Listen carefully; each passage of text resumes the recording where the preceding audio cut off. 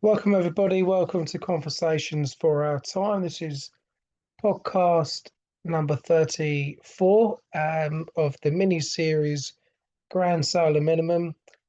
We do hope that you're enjoying these podcasts, especially the mini series that we're doing. Is very, very interesting stuff. And yeah, there's a lot of information for sure. Last week we went into the what magnetic excursions and reversals are and how they came about and what happens. Um, and over time, we've been over the past since we've been doing these mini series of the Grand Solar Minimum, we've gone into deep, just breaking down the general science of things to give people an idea of what's happening. It's a very complicated subject. It's a very, very complex. So many things are interconnected. Um, and we just want to give the basics to people. We've gone into many things, sunspot cycles. We've gone into total solar irradiances, what solar flares are, how they can trigger CMEs, coronal holes.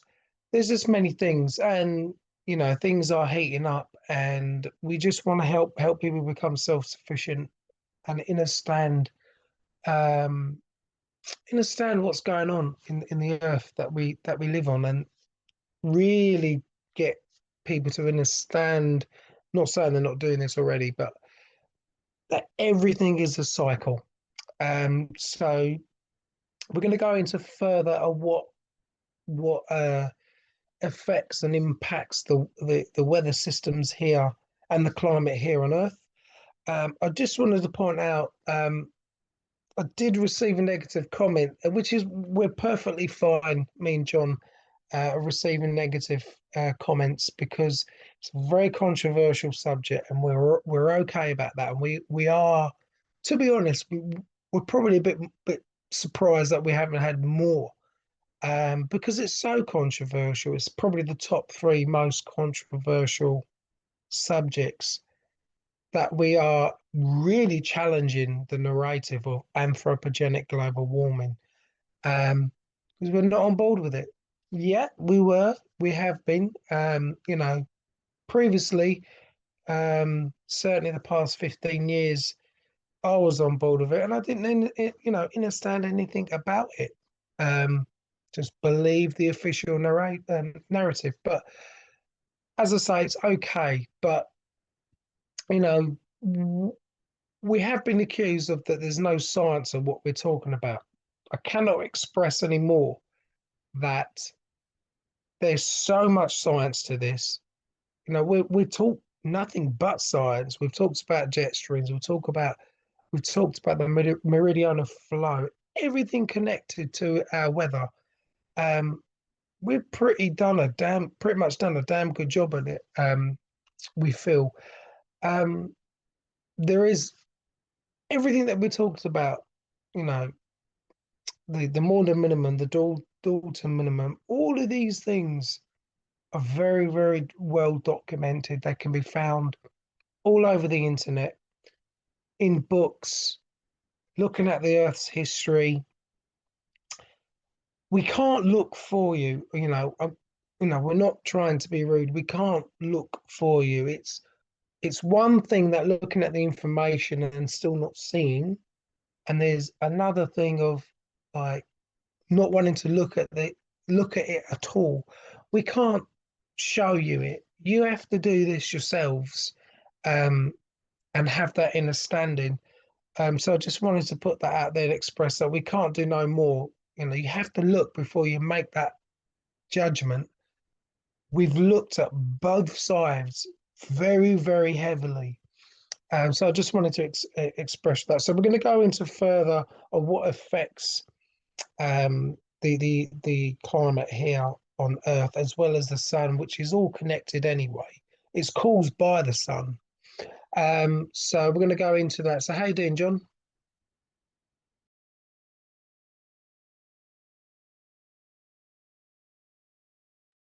Yeah, I'm good, George. Sorry about that. I was having troubles with the mute button. Yeah, I'm good. I mean, look, no, we all can't agree on everything. So, of course, I disagree with people about stuff. I think the important thing is how willing are we to change our perspective?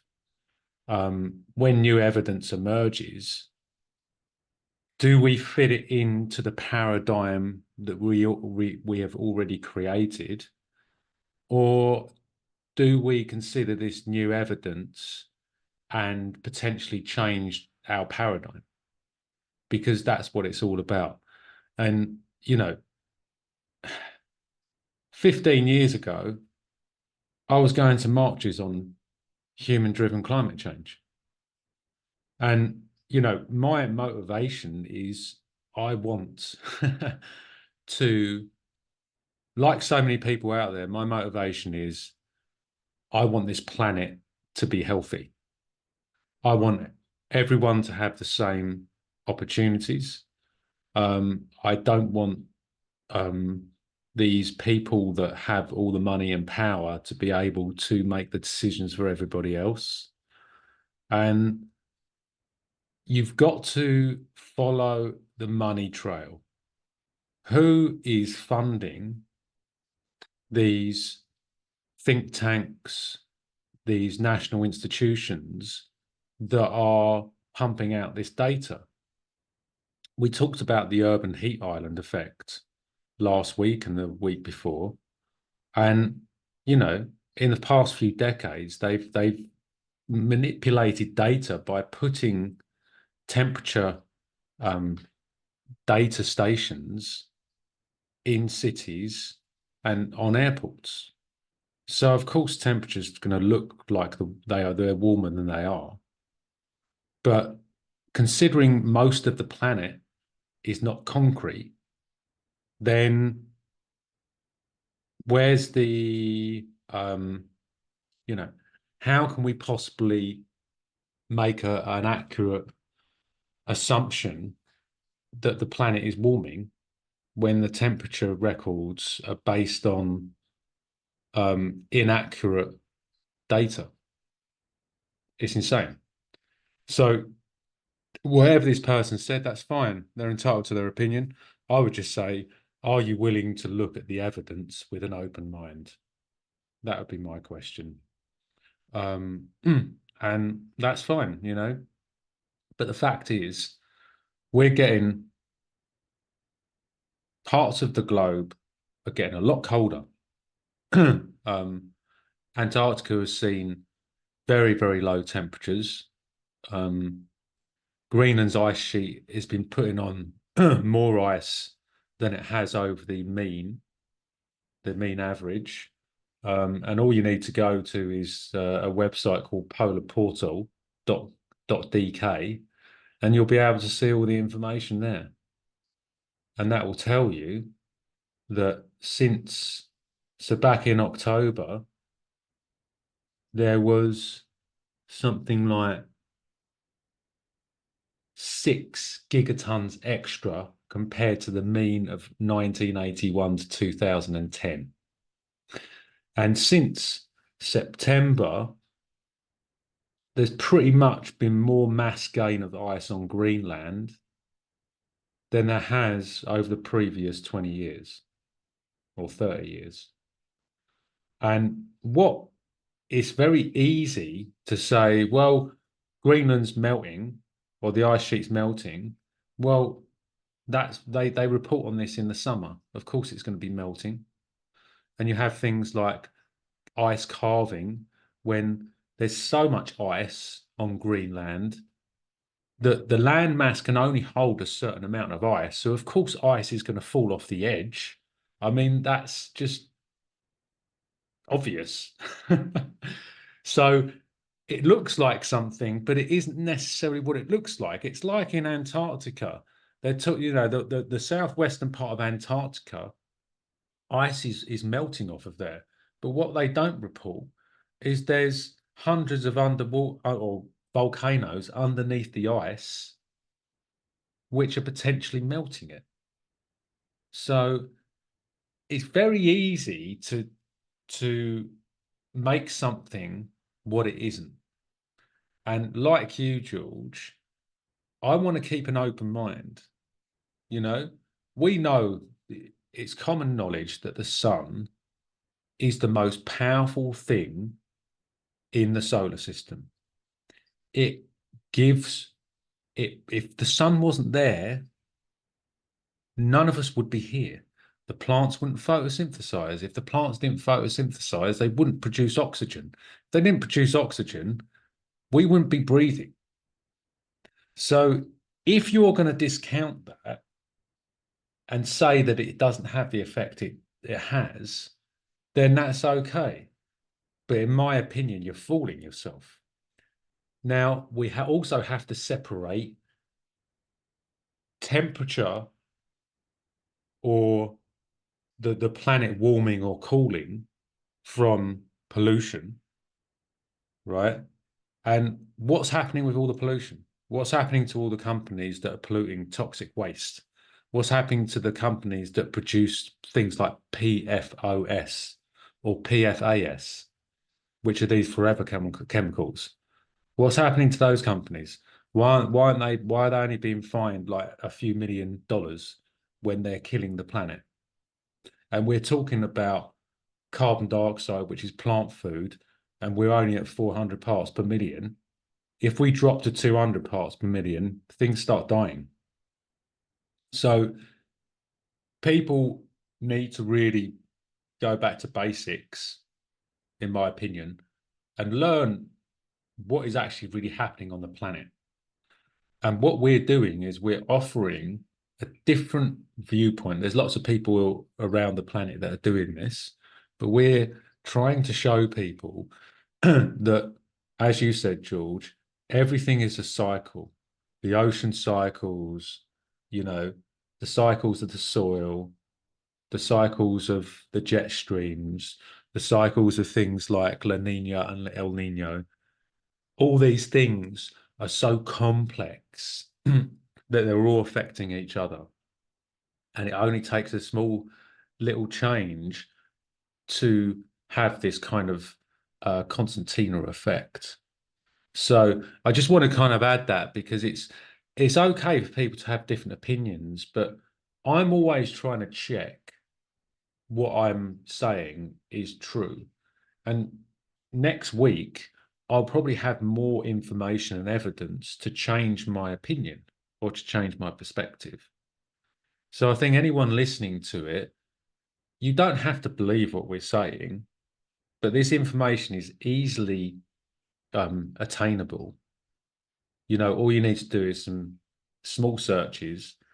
And look, when we had that G5 magnetic storm and you saw the auroras, most people in the UK have never seen them this low, and yet they saw them. So what's all that about? Why is that all of a sudden happening? You know, we need to start asking questions about why these events are taking place, rather than saying, oh, we're to blame. It's ludicrous. Anyway, I just wanted to say that, George. So back over to you, mate.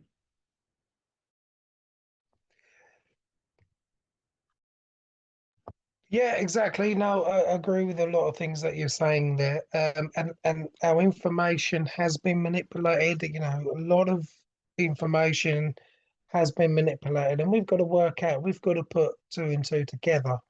Um, and we've really got to bring a balanced brain into this. We got to, an open mind and a little bit of common sense into it because they're they're piggybacking, the illusionists, the global alarmists of this nonsense of global warming. They're piggybacking on a lot of things, and one of them is going back to the glaciers. Of course, in the summertime, it's going to melt, and they only focus on the heat, but they're not looking at the. I'm not sure if I mentioned it in previous podcasts of the previous autumn, winter, and spring, that the amount of ice gained from that wouldn't it be prudent? Wouldn't it be sensible to look at that to see how that insignificant that the melting in the summer would be? You know, we've got to have the whole picture. You can't just have 25% of the picture. We need to look at it all. I say it again because it's important. We need to look at it all. We have to have the bigger picture. Same thing with this HARP technology. We're not denying that. I have books on it. I know how they pump up millions of volts into the ionosphere. I know this. But we're looking at the last 60, 70 years of that, and we're looking at the last 150 years of the narrative that they've given us in this anthropogenic global warming. We've got millions of years to go back to, you know, okay? So we're going to bring in another significant event that occurred. It's the one that Graham Hancock talks about a lot. I understand Graham Hancock lately had a bit of flack due to his Netflix series. I forget what it's called now. Ancient Apocalypse, I think.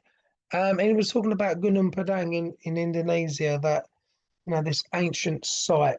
But yeah, I do agree with Diamond and Magnetic Reversal News that there wasn't enough evidence, but his work is generally good still. I do rate his work very highly.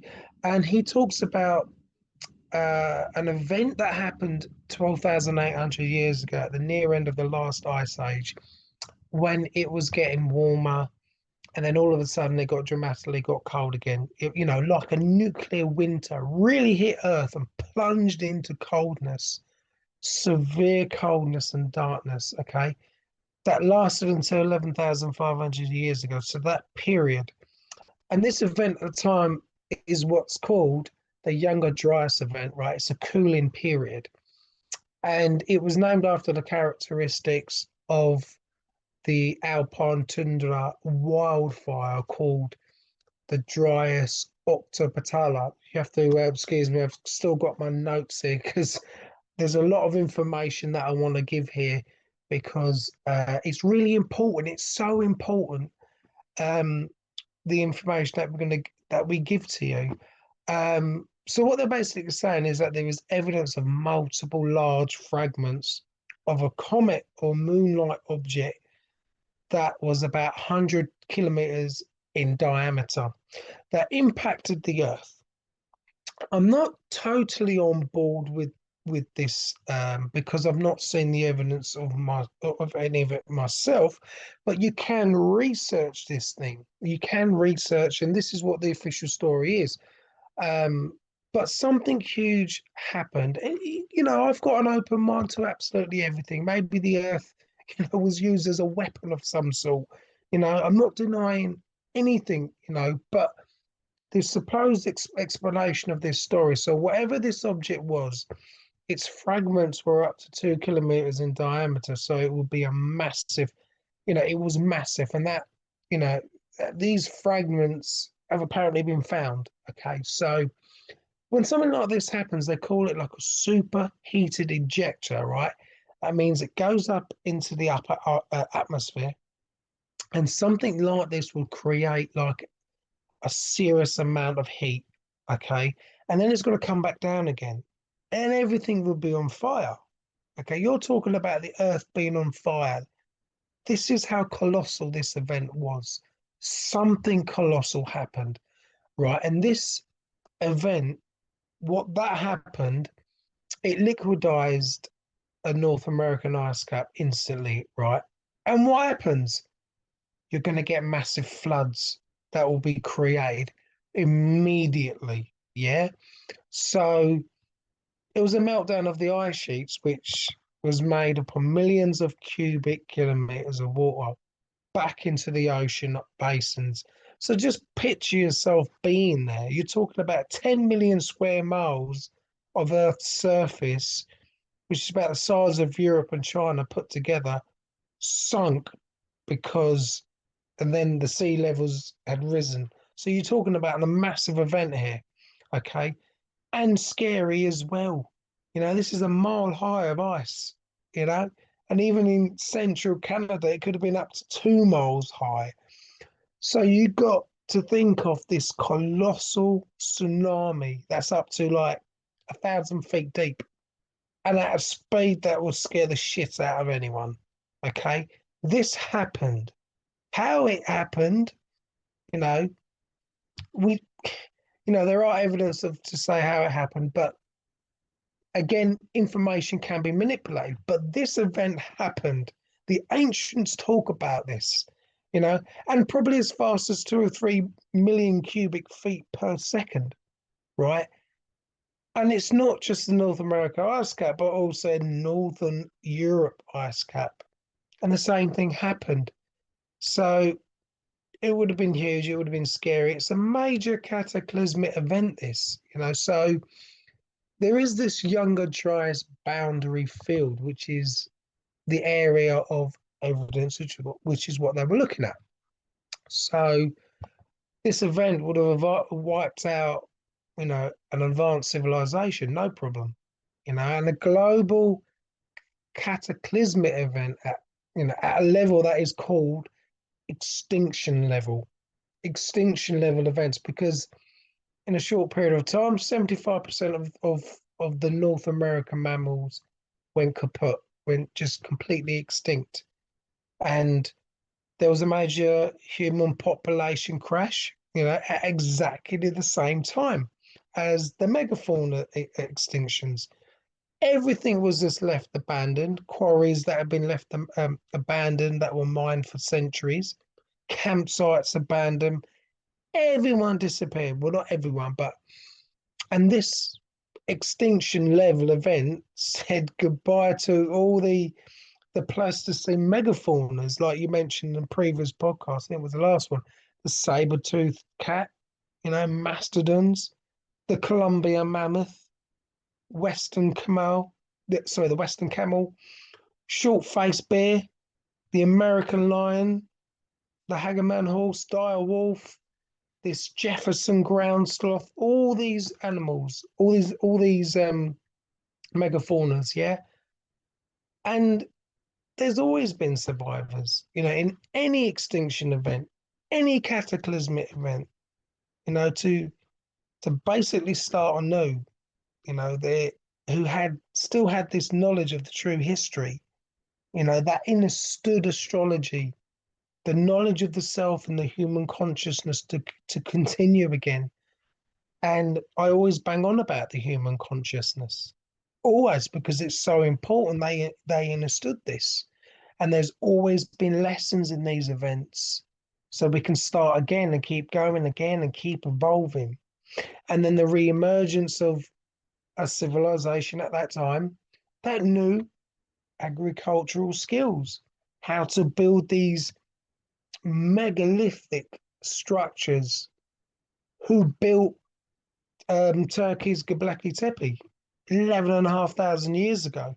Could even be longer than that, older than that.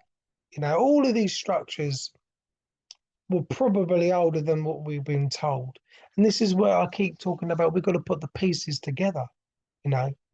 But nonetheless, these structures exist, and they may be older, as I say, I think they're older, but they're mysteries, or myth stories that there are to be found and discovered. But ultimately, we've got to make our minds up, because we come here to learn, you know.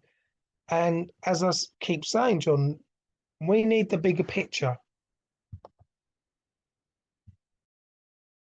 Yeah, George, great information.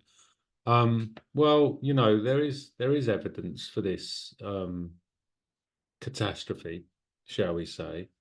Diamond actually did a podcast on the Carolina Bays, which are the remnants of this meteor or asteroid hitting the North American ice sheet. So there is evidence to support that. I don't personally think it was just that. I think, just like we're experiencing now, there are many different things happening at the same time. And maybe this is part of the cosmic clock. Who knows? Um, look, look at the stories of Atlantis. Atlantis apparently just disappeared. Could this have happened when there were these major floods?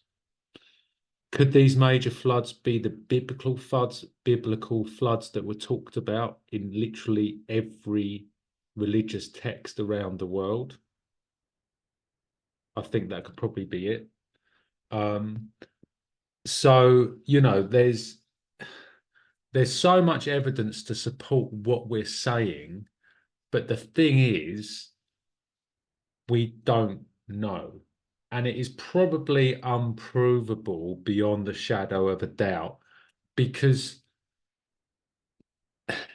to prove something like that, you would need to kind of go back in time, right? You know, we can look at this, the data from you know, tree rings and ice cores to show what was actually happening at that time to a degree geologically. And we can look at cave paintings, etc. We can look at all this evidence that supports a theory. But the problem is now science wants it to be proved in a laboratory, which is more or less impossible. But it is about what you believe in. Because if you believe in cycles and that human evolution is not linear, I don't believe human evolution is linear, because it's not supported. You know, nature is cyclical.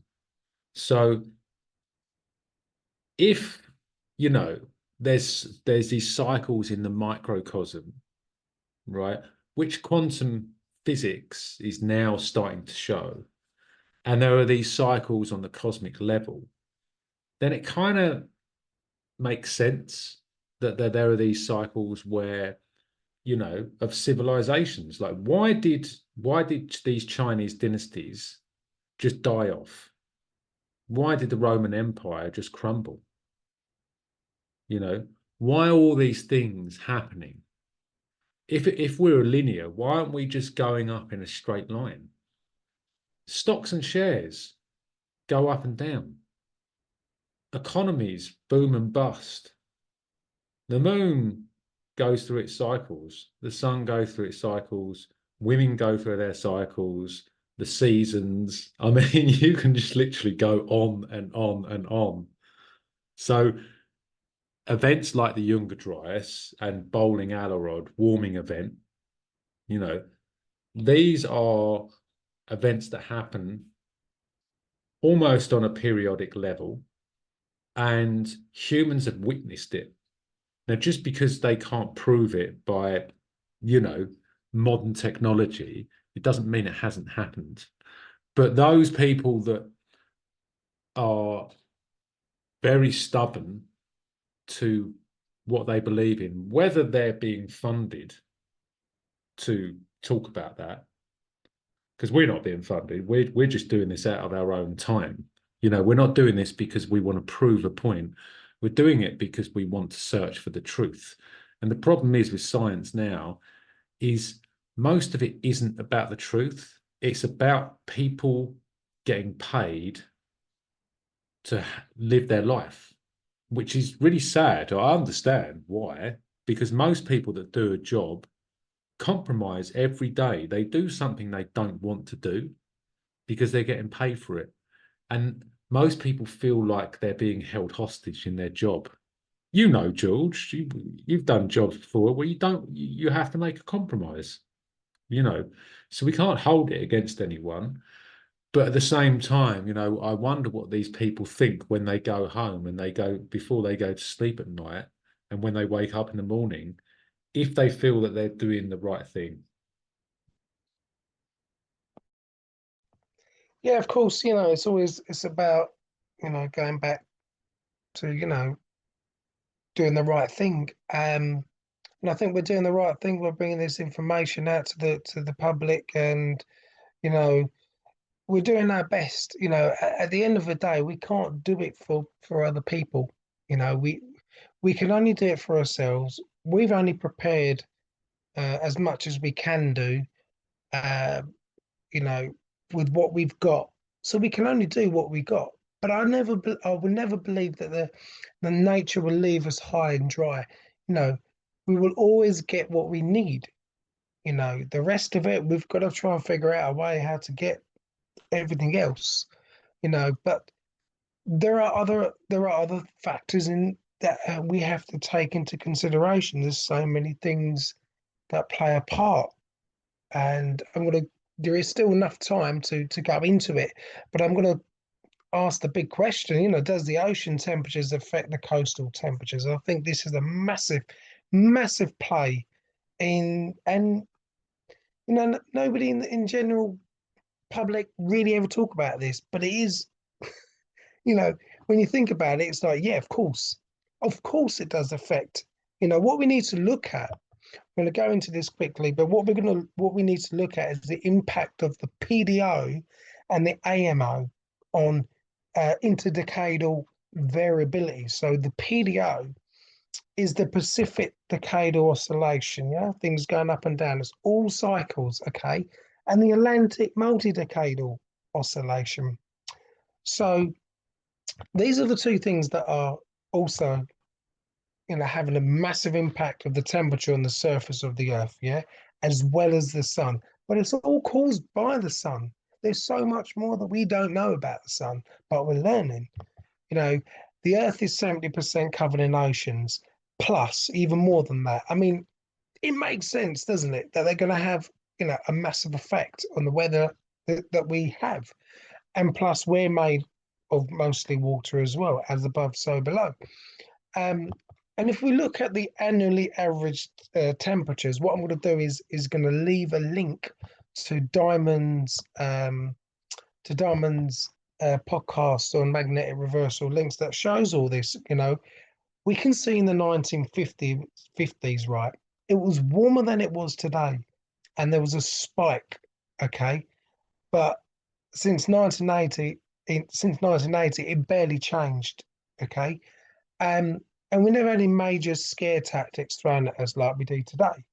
Um, but in fact, like, you know, a decade ago, it was actually colder than the previous one to that. But we're looking at a natural variability. So we look at the PDO and the AMO. So we look back on data, for example, just before the 80s. The PDO was cold and the AMO was warm. So this is all to do with oscillations, okay? So, but what the climate alarmists do is look at the AMO when it's hot and say, oh, look, global warming again. It's piggybacking, okay? But overall, even with a few temperature spikes, the global temperatures in the 21st century has so far been below average. And this is what we got to look at, okay? And again, this is because of natural climate variability. So in 1998, there was a temperature spike, the PDO and AMO. The PDO began to get cold, and simultaneously, there was a massive spike in the AMO, the biggest ever. Okay, that was recorded in the last 5 decades. So when the PDO and the AMO are like this, it gets warmer. So in 2016, another temperature spike because of a low PDO and a high AMO.